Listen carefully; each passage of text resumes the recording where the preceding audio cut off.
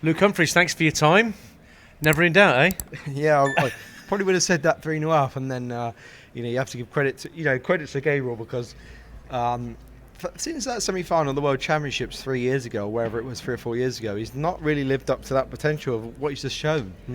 And it's like you kind of don't really know what version of Gabriel you're going to get anymore. It's either 89 average or I don't know what was average. He actually averaged 100. It's the first German to have averaged 100 at the World Championships, and he's still on the losing side. Yeah, so that's what I mean. You get the 89 average from Gabriel, then you get the 100 average. It's like you don't really know what to expect from him. So, if he was putting in them performances like he showed in them last 3 sets more often, then he wouldn't be where he is in the world. He'd be top 32. So I'm just happy that, good lead, that massive shot in the third set to go 3-0 up. Yeah. That's why I celebrated, because I knew it was a big shot, because I felt like he was starting to come into his game then. Well, I know it was that parts of tonight were frustrating for you, but what pleased you most about how you got through this one?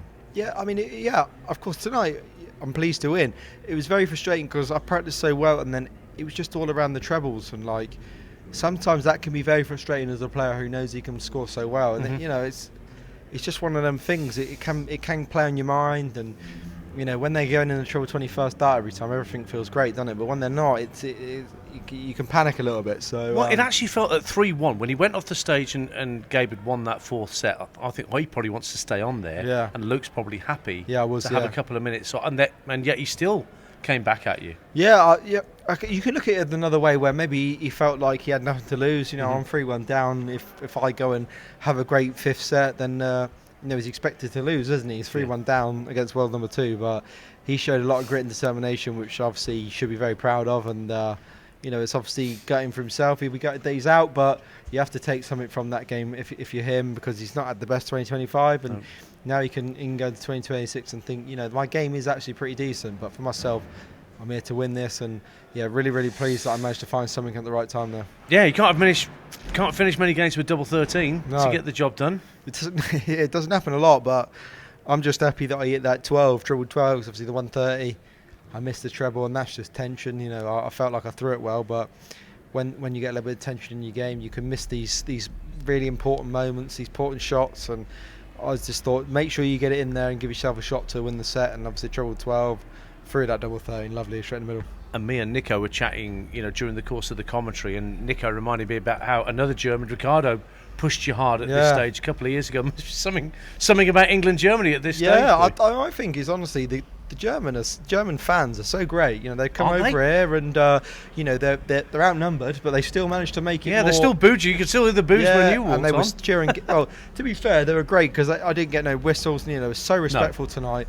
But they did what they should do, and that's cheer your favourite. They cheered Gabriel, and they were outnumbered to the English fans. But it was like a Euro Tour event. That atmosphere, but wasn't it? Fair play to them. That shows how great they really are, and I'm really, really pleased to get through the game as a whole in the end. So you'd have to wait and see exactly when it is you'll be back on the stage. But it's Nathan or Kevin Doots that you're up to next. So what's the plan? Are you going to watch that game or take no interest in it? I mean, I'll watch it, but for me, if whoever wins averages 105 or 85, it's not really going to make a difference, because I'm not going to go into the game thinking it's going to be easy. Gabriel averaged 89 in his last game, and tonight you said he averaged 100, so you know what I mean.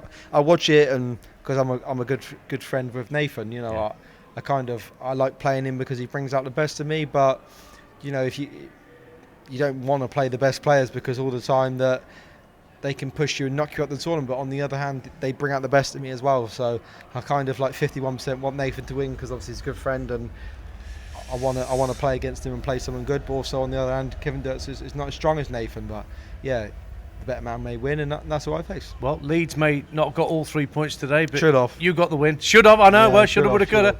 But you can maybe inspire them to go forward. Well done, Luke. Thanks for joining us. Thank you.